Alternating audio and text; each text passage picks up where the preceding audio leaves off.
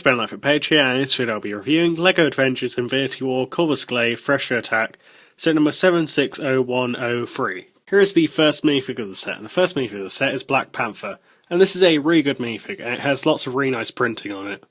I really like the face print on this minifig because it's really well detailed, and it's done in gunmetal grey, which gives it a nice shiny texture. I also really like how there's the eyes poking through the mask, as that's a nice detail, and in general the face print looks really good. I also really like the torso print on this minifig because it's really nicely detailed. I like the detail of the necklace at the top of the torso, and also the two bits of silver printing on the side. I also really like how there's lots of intricate lines of the gunmetal grey, because that gives it a shiny texture, and the lines add more detail. So in general, the torso print is really good as well. On the back of this minifig there's some really nice printing on the torso and the head, and it's done in gunmetal grey just like the printing on the front, and that looks really good. I also really like the headpiece that this minifig has because it's really accurate to how its mask looks in the films. Here is the second minifig of the set, and the second minifig of the set is Vision, and this is a really good interpretation of Vision in minifig form.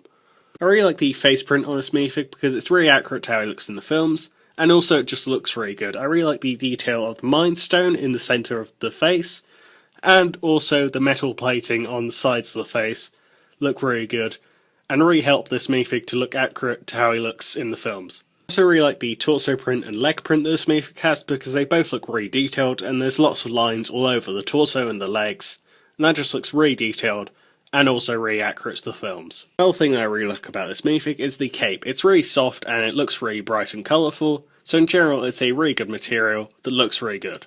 This minifig also has some printing around the back of the head. Here is the third minifig of the set, and the third minifig of the set is Covuis Glaive, and this is a really good Covuis Glaive minifig. I really like the torso print on this minifig because it shows the various details of his armour, and the cape draping over his shoulder. I also really like the face print on this minifig because it's really well detailed and there's various different lines on it, and also it really portrays how evil the character is in the film.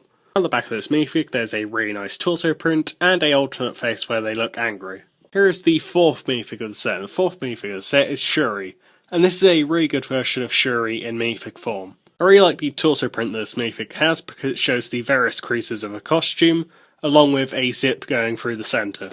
I also really like the hairpiece that this minifig has because it's got various different lines and shapes and textures in it, and it just looks really well detailed for a LEGO hairpiece. One other thing that I really like about this minifig is the front face print because it really captures the personality of this character. On the back of this minifig there's a alternate face and some more torso printing.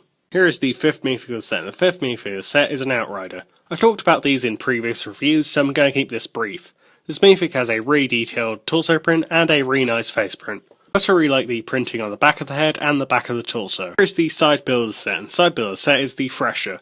This is a relatively simple build, but it does have one feature and a small amount of details. Overall, I don't really like the design of the Thresher.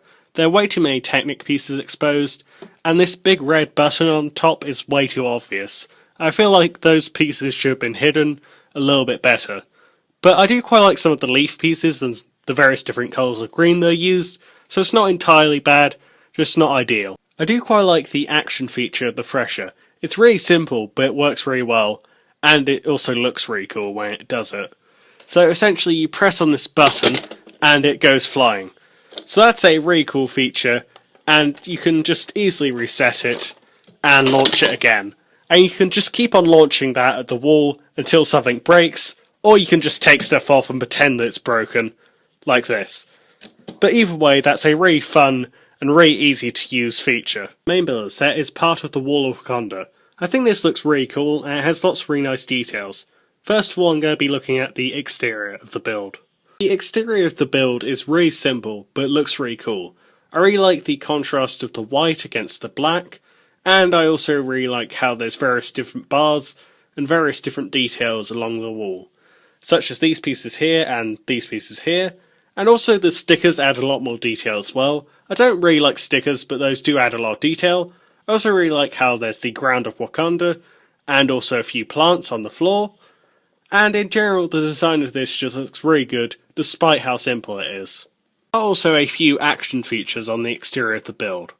Firstly, the door can open and close, and that's really easy to activate. You just push on this, and then it goes up, and release it, and it goes down.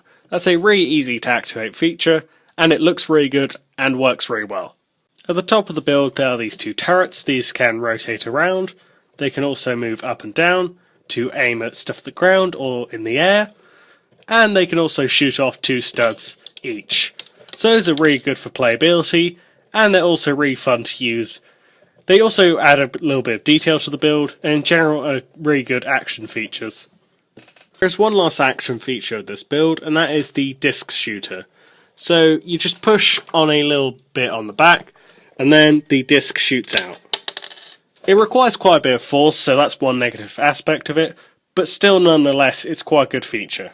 Here is the interior of the build. The interior is relatively plain, but there are a few details.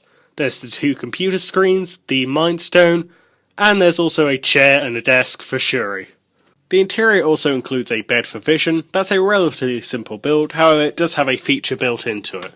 So if you push on the dish at the back, Vision just sort of jumps out, and I guess that's meant to represent when the experiment has gone wrong and perhaps an outrider attacks the bed that Vision's lying on, and then he just gets launched out of it.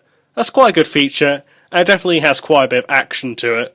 I think it works really well. Overall, this is a nicely detailed build with lots of features that work really well, and lots of space for minifigs, so in general, I'd say it's a really great build, even though it's really simple. That's it for this review. If you enjoyed this review, don't forget to like and subscribe.